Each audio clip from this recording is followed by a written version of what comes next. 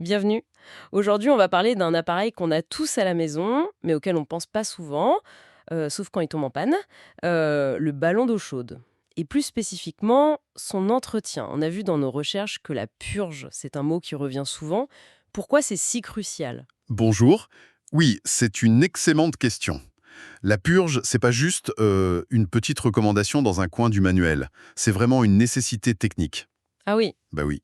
Parce que l'eau, surtout si elle est calcaire, ce qu'on appelle une eau dure, elle dépose des minéraux. Du calcaire, quoi.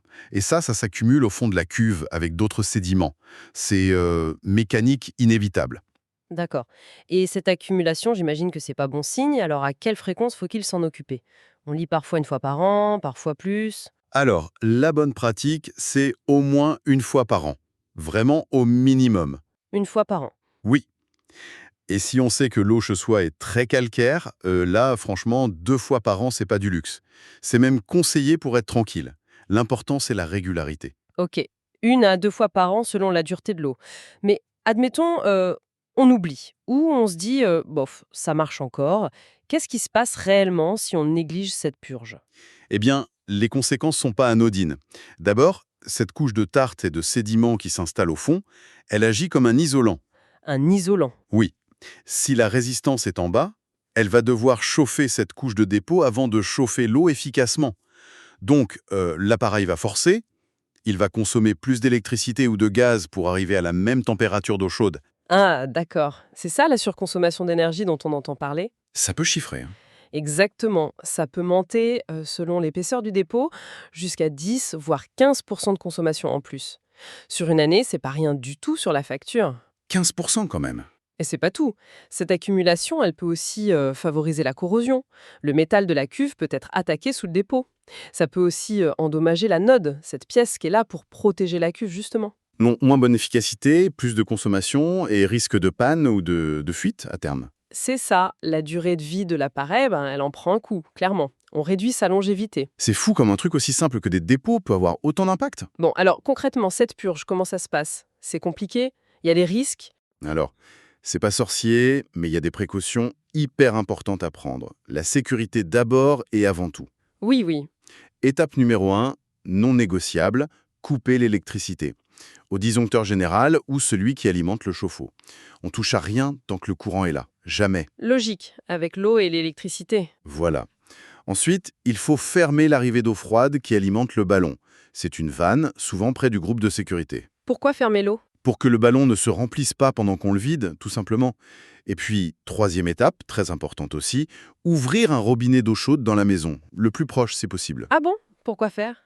Ça permet de faire chuter la pression à l'intérieur de la cuve, ça évite que l'eau chaude gicle violemment quand on va ouvrir la purge, et ça permet à l'air d'entrer pour que l'eau s'écoule bien. D'accord, je vois. C'est malin. Et ensuite, on ouvre quoi? Cette fameuse purge. C'est ça. En général, elle se prouve sur le groupe de sécurité. C'est une petite vanne, souvent avec un bouton rouge ou bleu. On met un seau en dessous ou on branche un tuyau d'arrosage, si possible, pour évacuer l'eau. Et là, on ouvre cette vanne, doucement. Et l'eau sale sort. Oui, l'eau va couler. Et au début, elle peut être chargée de sédiments, de particules, un peu troubles. On laisse couler jusqu'à ce que l'eau redevienne claire. Ça peut prendre quelques minutes, quelques litres. Et une fois que l'eau est claire, On referme cette vanne de purge sur le groupe de sécurité. Ensuite, on rouvre tout doucement la vanne d'arrivée d'eau froide. On va entendre le ballon se remplir. faut y aller doucement. Oui, pour éviter les coups de bélier, l'air va s'échapper par le robinet d'eau chaude qu'on avait laissé ouvert. Quand il n'y a plus d'air qui sort de ce robinet, juste de l'eau, ça veut dire que la cuve est pleine. Là, on peut fermer ce robinet. Et c'est fini là. Presque. On vérifie qu'il n'y a pas de fuite au niveau du groupe de sécurité ou des raccords. Et seulement après tout ça, quand tout est sec et en ordre, on peut remettre le courant. J'insiste vraiment, la coupure de courant et la décompression via le robinet d'eau chaude, c'est crucial. Si on sent pas le truc, si la vanne est bloquée, faut pas forcer. Mieux vaut appeler un pro, un plombier chauffagiste. C'est noté. C'est plus clair. Donc, pour résumer un peu tout ça, purger son ballon 1 voire 2 fois par an, c'est un geste simple mais essentiel. Ça permet de lutter contre le tartre, d'éviter la corrosion, de garder une bonne efficacité énergétique Exactement. et donc de moins consommer et au final de faire durer son appareil plus longtemps. C'est tout à fait ça. C'est de l'entretien préventif pur et simple. Un petit effort pour un grand bénéfice. Du confort, des économies et moins de pannes coûteuses.